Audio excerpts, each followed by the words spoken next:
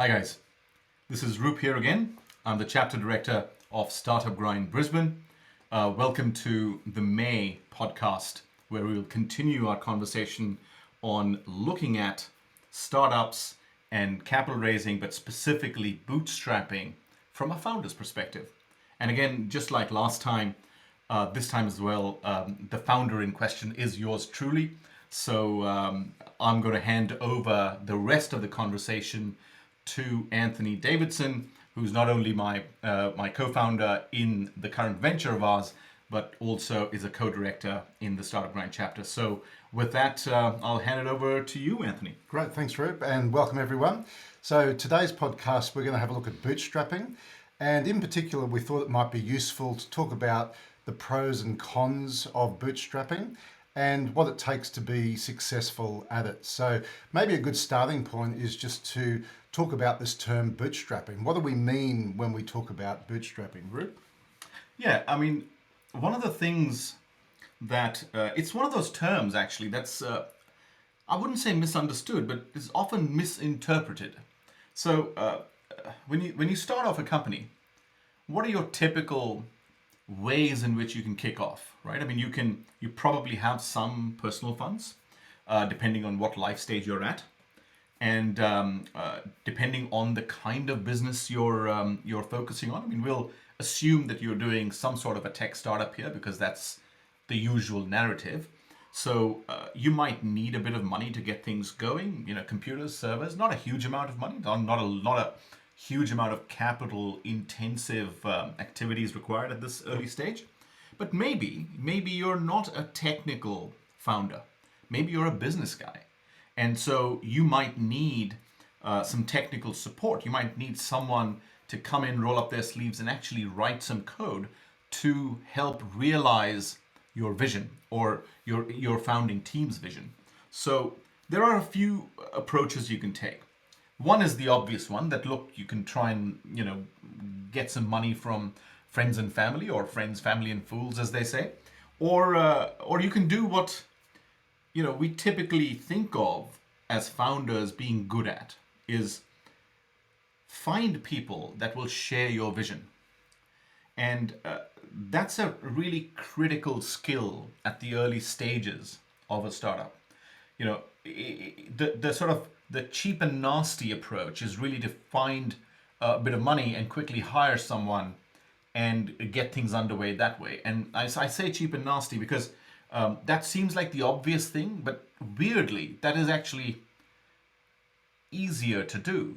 But you've got to start a company by finding ways to do things the hard way, not in terms of the technology you're building. That you've got to find the easiest way to do it. But in terms of building the baseline sort of foundation of your business, and that foundation comes from a solid founding team, having people that you trust and that they trust you back.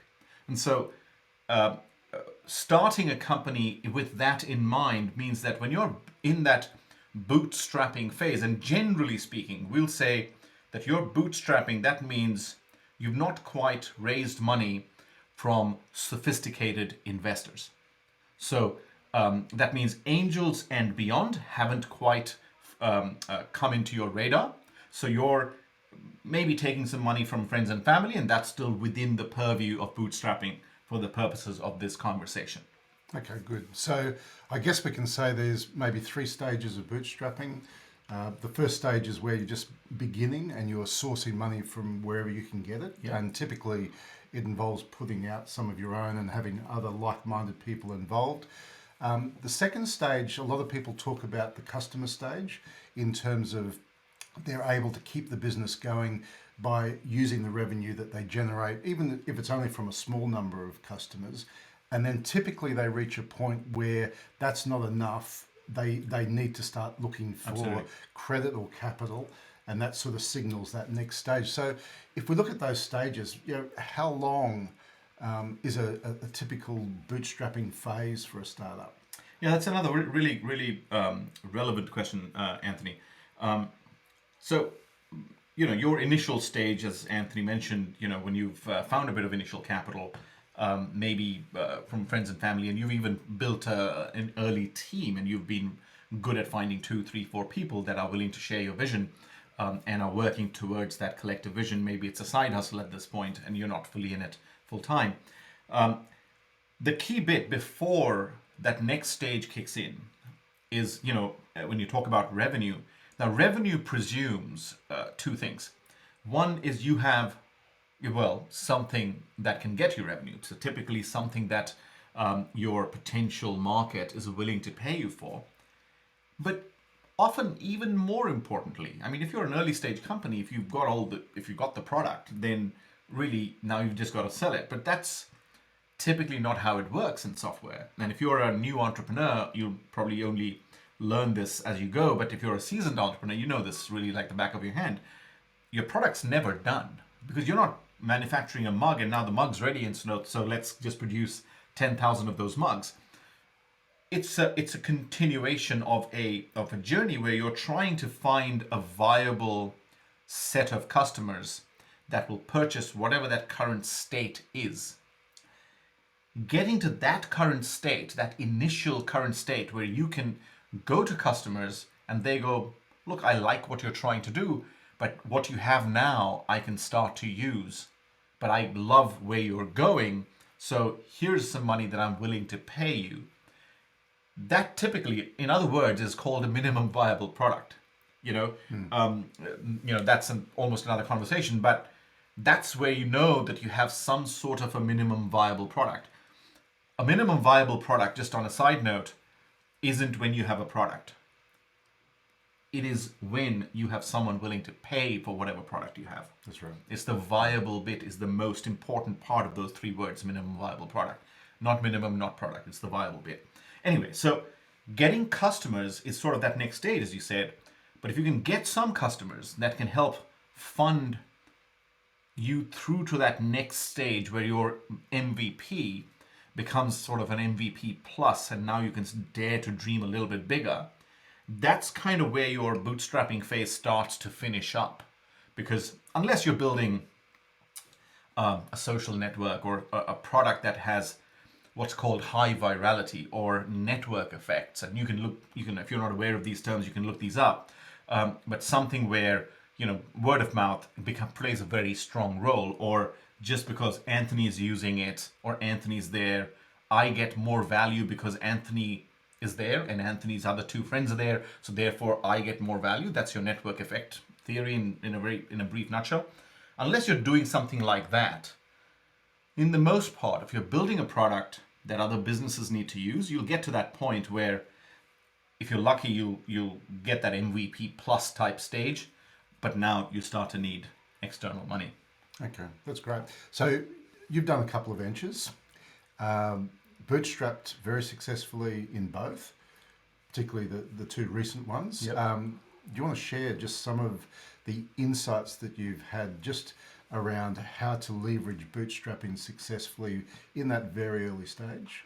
Absolutely. And this is going to be a little bit of a personal journey and some of the things that I've learned, because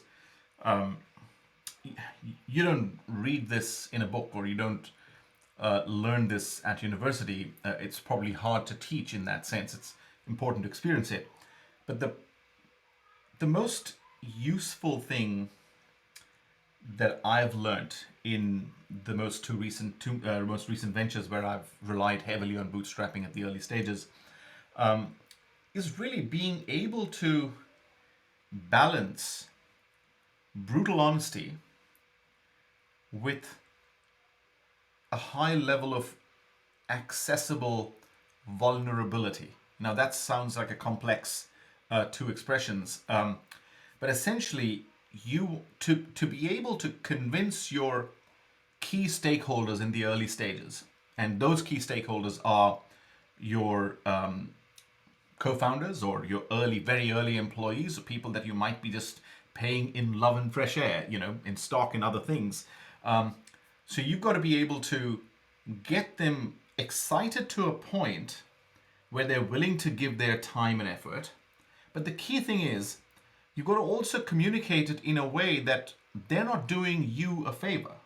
That you're collectively now on the other side of the table serving this vision. Because you're not serving each other, you're serving this vision, which essentially is realized through this company and the product and so on and so forth. Now, how do you do that? How do you achieve that? Well, it's a given. Like, it's people throw this around quite easily that, oh, you got to be honest. But honesty is not that easy to achieve because you're programmed to protect your vulnerabilities in every walk of life because you don't want to you come across as weak. But there's a difference between being weak and being vulnerable. Vulnerability is the secret to appearing to gaining strength, because if you're honest about your failings, if you're sitting in a group in your early stages and you can say, look, I'm good at this, but I'm really, really bad at this, and I've tried and I've failed at this, but I think you're good at this, but really you got to improve at something else here. And keeping ego aside and being that brutally honest self and encouraging that amongst your core team goes a huge distance, far more than any salary will get you, because it builds trust.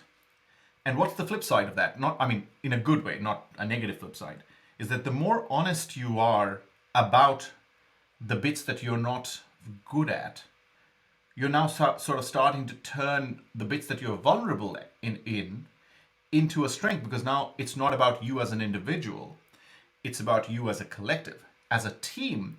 You know, to use a bit of a cliche, you kind of become more than the sum of your parts, as it were, because now you have trust, you have shared strengths and shared weaknesses, and you're able to start to understand what it means when we say that I have Anthony's back and Anthony has my back, because we kind of know what our strengths and weaknesses are. And to be able to get to that is critical. So you don't want posturing. You don't want to pretend, oh, I'm really cool, I'm the founder, I can code, so I'm really smart. No, it doesn't matter. It's not a popularity contest. It's not, who can get there first. It's, can we empower each other? Sometimes you've got to be brutal with each other. And we've had that in our work as well, and we continue to.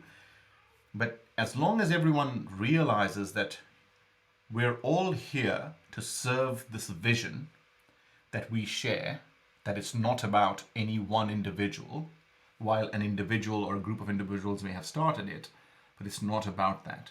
I think the sooner you get to that point, the sooner you realize that bootstrapping can be a very liberating and powerful phase of your business, where the fundamentals get baked in and are pretty unshakable. So I guess when we talk about what it takes to succeed with bootstrapping, part of it is a mindset, but Absolutely. Also it's about buy-in to the vision for the business and being able to be committed to the business and do whatever it takes for how long that particular Absolutely. period lasts for. One of the terms that you used a moment ago, and we talked about this a little bit earlier, you mentioned that bootstrapping can be both liberating and limiting. So I'm keen to sort of understand, just from a philosophical perspective, when we talk about bootstrapping, and we talk about the advantages and disadvantages, why is it liberating, why is it limiting, and how do you find that balance? Yeah, and this is again one of those things pretty close to my heart. I mean, having been an entrepreneur a few times, I have a love-hate relationship with the first phase of building a company.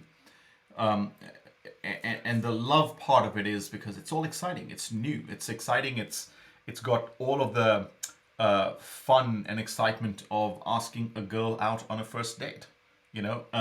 It really literally has that kind of rush that you can get.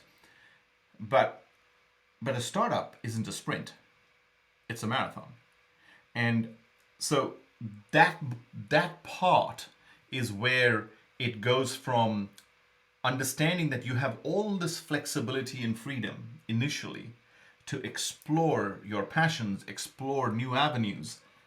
But at the same time, to really get it to that next stage, you might need a bit of help. You might need a bit of a boost at some point, and sort of understanding how to temper that in the early stages, so that You're not, startups do this all the time. Companies that raise too much money too soon often will overbuild because you're now suddenly having to justify all of that money. So you're hiring, instead of 2 engineers, you hire 20 because you can. And so what happens when you have 20 people, you go, well, we've got to add this feature and that feature. And very quickly you realize you're moving away from the simple thing that you started with. And so that simplicity brings that freedom of thought and flexibility around how you attack a simpler problem rather than the 17 different tentacles now that you've added onto it because you have more resources. So the early stage is liberating in that sense. It's the very reason why we all have fond memories of college, right? None of us had money, and you could, you'd have a pizza night and have 3 pizzas, and 1,700 people would share it. That was weirdly liberating. It's the same sort of thing. It has its obvious limitations, but celebrating that early phase and not getting impatient with it is really, really important, because that's where, just like in college, you build your lifelong friendships, you build your hard, deep relationships that could be the difference between, succeeding or not. Yep. So what do you find the most limiting aspects of it? So, the obvious one when people think of limitations and startups are capital, right? So rather than focusing on the capital as being the limiter, because yes, that's an obvious one, but really if you think about it, capital is never a limiter, it's an enabler. It allows you to do more, and the absence of it forces you to be creative. So let's not think in terms of lack of capital as ever being a limiter. Lack of capital forces the right kind of founding team to be sufficiently creative to come up with solutions that they might otherwise not have considered. Necessity is the mother of invention and what have you. So I'm not going to talk about limiters from a capital standpoint. I'm going to talk about limiters from an expertise standpoint. Sometimes, and you'll see this especially if you're early in your startup journeys, if it's your first venture and you're 22, and so on. Some of you are Zuckerbergs, but most of us aren't. So, but sometimes you realize that the 3 or 4 people that got this going through sheer hard work, enthusiasm, burning the midnight oil, as it were, you start to hit a ceiling where you simply can't continue to scale up. You can scale up, but you can't scale up at the pace necessary to turn this, seemingly fast machine into the rocket ship it needs to be to become, this big thing. If you just want to build a little company that will last you for 25 years and builds a nice little nest egg for you and your family, that's a different kind of venture. We're talking about a company that will potentially grow and grow rapidly and create real impact at a much bigger scale. That often the limiters come from expertise, experience, understanding. And one of the ways to unlock that is, of course, a bit of money, but also the very thing that brought your first 3 or 4 people together, that glue, that secret sauce, doesn't have to be limited to the first 3 or 4 people. If you build it out, build a company culture that encourages this internal honesty and so on, and so forth, it scales up to a point. It might not scale to 1,000-person company, but it scales quite nicely through the first 2 or 3 or 4 phases of the company as you build it. So you can get quite far with old-fashioned things like trust and honesty. Okay, great. We've actually covered a fair bit of territory. So the purpose of today was really highlight some of the fundamentals around bootstrapping, try and understand what the pros and cons are. And I think one thing that you did talk about, this idea of thinking of bootstrapping as being liberating, but also limiting, and understanding how to get as much value out of this phase of the business as possible. That's important. Obviously, there are some signals that appear, which really highlight it's now time to do something other than bootstrapping. Maybe we can just finish talking about some of those signals that you've noticed in previous ventures where you go, yep, now it's time to either get seed funding or some other source. Yeah, that's a good way to wrap this part of the conversation up. So let's assume that you've got to a point where you're starting to get some customers, and you're starting to troubleshoot. You're still losing some customers because maybe they want a bit more, and you're not quite there yet. But you're starting to get enough evidence from the market that if you had X, Y, and Z, you could move faster, you could acquire more customers, you could retain more customers. That X, Y, or Z evidence often comes from feedback from current customers. So current customers might turn around and say, and we have that as we speak in our business, they might turn around and say, look, love what you're doing here, but now we really want that. And like most startups, you go, well, that's great, that's a product enhancement, and we'll collate all of this. But sometimes you have customers that go, well, no, I don't want that 8 months from now. I want that in 3 weeks. And the moment you start having those kind of conversations, not future product enhancements at some point in time, but customers that start to get a little bit impatient saying, no, we could have upgraded had you had this, or we would have referred you on because had you had this.